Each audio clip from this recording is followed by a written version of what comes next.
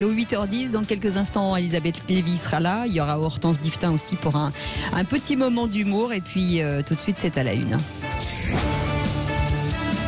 Et on revient ce matin sur les obsèques de George Floyd, célébré aujourd'hui à Houston avec Jean-Claude Beaujour, qui est vice-président de France-Amérique. Oui, bonjour Jean-Claude Beaujour. Bonjour. C'est une journée historique qui s'ouvre, selon vous, dans la lutte mondiale contre le racisme et les violences policières. Là, Ça n'est pas une journée historique parce que l'histoire nous a appris qu'il y a eu des antécédents. Ouais. On se souvient encore de la marche de Luther King, on se souvient de certains événements de Rodney King. Oui. Alors Rodney King, elle serait historique ou elle sera historique si effectivement les mesures qui seront prises aux États-Unis sont des mesures fortes. Il ne suffit pas de pleurer la mort de Floyd pour pouvoir dire que la journée sera historique. Elle sera historique si effectivement, au-delà, parce que je pense que l'opinion publique américaine reconnaît qu'il y a un problème, 1, de violence policière, 2, de brutalité spécifiquement, pas seulement, mais spécifiquement à l'égard des Noirs aux États-Unis. Oui, pas seulement, c'est ce que vous dites. Hein, oui, pas seulement. Pas seulement. Il y a un problème de brutalité policière, c'est vrai que c'est très violent. Alors, c'est vrai, vous qui connaissez bien l'Amérique, c'est vrai que c'est dans un autre contexte aussi, l'Amérique, parce qu'il y a la circulation des armes. Il y a tout d'abord une société qui est fondée, qui a été bâtie sur la ségrégation raciale et la déségrégation. Ouais. Ensuite, il y a effectivement une circulation des armes. Ensuite, il faut accepter que aux États-Unis, plutôt que de mettre l'accent sur les politiques publiques, et c'est ma recommandation, sur les politiques publiques pour éradiquer les poches de pauvreté, parce que même si la brutalité et les violences policières ne justifient pas, mais il y a un lien entre pauvreté et violence policière. Donc s'il n'y a pas de politique publique, eh bien on laisse pérenniser des poches de pauvreté avec la violence qui va derrière. Et je vous ferai remarquer que aussi bien pour les... La violence et puis souvent la délinquance en fait avec ces poches de pauvreté, parce que George Floyd, il a navigué quand même dans ses eaux, quoi. Oui, bien sûr. Oui, mais on ne naît pas violent, on le devient. On n'est pas violent, on n'est pas forcément violent, donc à 95% des cas quand on est dans un contexte positif. Juste un mot, puisque nous sommes en contexte de coronavirus.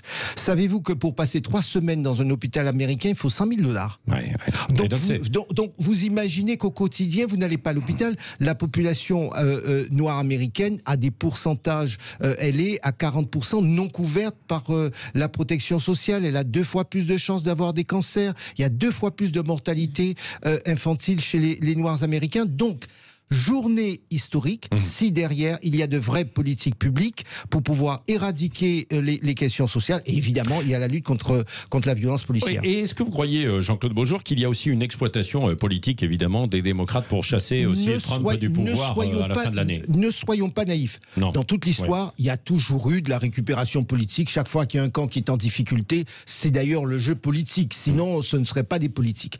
Le sujet, d'ailleurs, n'est pas simplement républicain. Parce que ce dont je vous parle et des politiques publiques qui n'ont pas été au rendez-vous, eh bien c'était vrai aussi sous des présidents démocrates.